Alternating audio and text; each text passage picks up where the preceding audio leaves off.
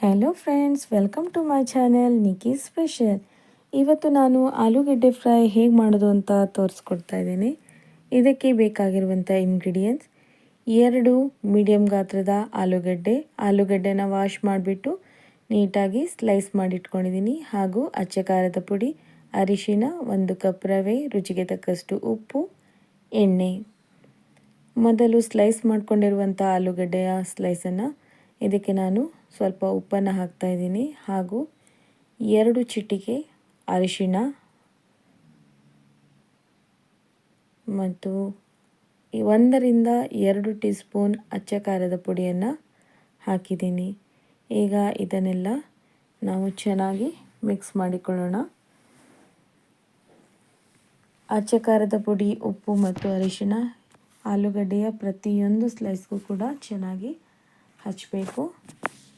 ಹಾಗೂ ನಾನಿಲ್ಲಿ ಆಲೂಗಡ್ಡೆಯ ಈ ಮಿಶ್ರಣವನ್ನು, ಮಸಾಲೆಯನ್ನು ಹಚ್ಚಲಿಕ್ಕೆ ನಾನು ನೀರನ್ನು ಬಳಸ್ತಾ ಇಲ್ಲ. ಏನಕ್ಕೆಂದರೆ ಆಲೂಗಡ್ಡೆ ನೀರಿನ ಅಂಶ ಚೆನ್ನಾಗಿ ಇರುತ್ತೆ, ಅದಕ್ಕೆ ಏನು ಬೇಕಾಗೋದಿಲ್ಲ. ಈಗ ಚೆನ್ನಾಗಿ ಮಿಕ್ಸ್ ಆಗಿದೆ.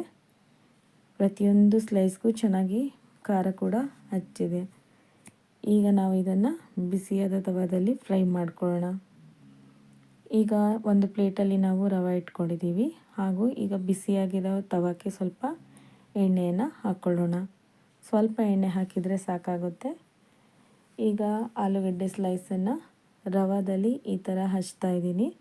2 ಕಡೆ ರವೆಯನ್ನು ತಾಗಿಸ್ಬಿಟ್ಟು ಒಂದೊಂದಾಗಿ ನಾವು ಕಾದಿರುವಂಥ ತವಾದಲ್ಲಿ ಇಡ್ತಾ ಇದ್ದೀನಿ. ನೋಡಿ, ಈಗ ಮೇಲ್ಗಡೆಯಿಂದ ಕೂಡ ಲೈಟಾಗಿ ನಾನು ಎಣ್ಣೆಯನ್ನು ಹಾಕ್ಕೊಳ್ತಾ ಇದ್ದೀನಿ.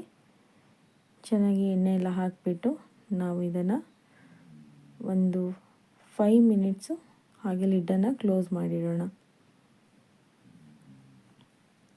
ಈಗ ಇದನ್ನು ನಾವು ತಿರುವು ಹಾಕ್ಕೊಳ್ಳೋಣ ಒಂದೊಂದಾಗಿ. ನೋಡಿ, ಈಗ ನಾವು ಇದನ್ನು ತಿರುವು ಹಾಕ್ಕೊಂಡಿದ ಮೇಲೂ ಕೂಡ ಸ್ವಲ್ಪ ಎಣ್ಣೆಯನ್ನು ಅಪ್ಲೈ ಮಾಡ್ತಾ ಇದ್ದೀನಿ.